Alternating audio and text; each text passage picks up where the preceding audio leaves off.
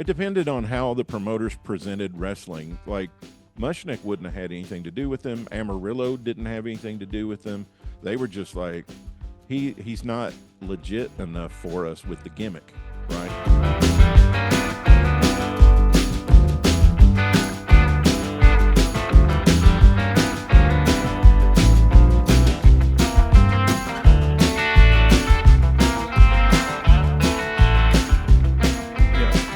And Dumont was just that much bigger than what they had at the Marigold, right?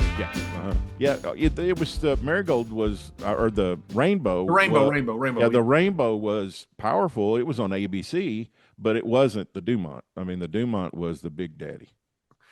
And how long did the Dumont stay in power? Almost to 60, I think. Wow.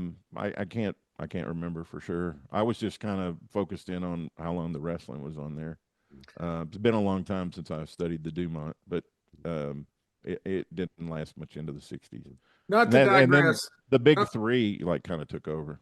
Not to digress, because I want to get to Jim Barnett, but Gorgeous George, he was a draw. He wasn't a draw everywhere, right? He was a draw in most places, a huge draw, right? It depended on how the promoters presented wrestling. Like Mushnick wouldn't have had anything to do with them. Amarillo didn't have anything to do with them.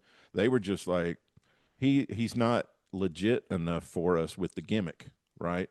And funny thing is, George really was legit as a performer, as a wrestler, right? But the gimmick didn't come across as being legitimate. It came across as exposing the business, and some promoters didn't go for that. I mean, Sam was very strict on that stuff. He wouldn't even let what was it? Who's our friend? If there was a big star in the AWA that did the German gimmick, Baron Raschke. Baron von Raschke, yeah, he wouldn't even let him call himself the Baron, in St. Louis. Really? He just called him von Raschke. Von Raschke, yeah. You had Yusuf Ismail at the turn of the century, one of the greatest heels of all time. I mean, it's not like the business didn't have characters. All right.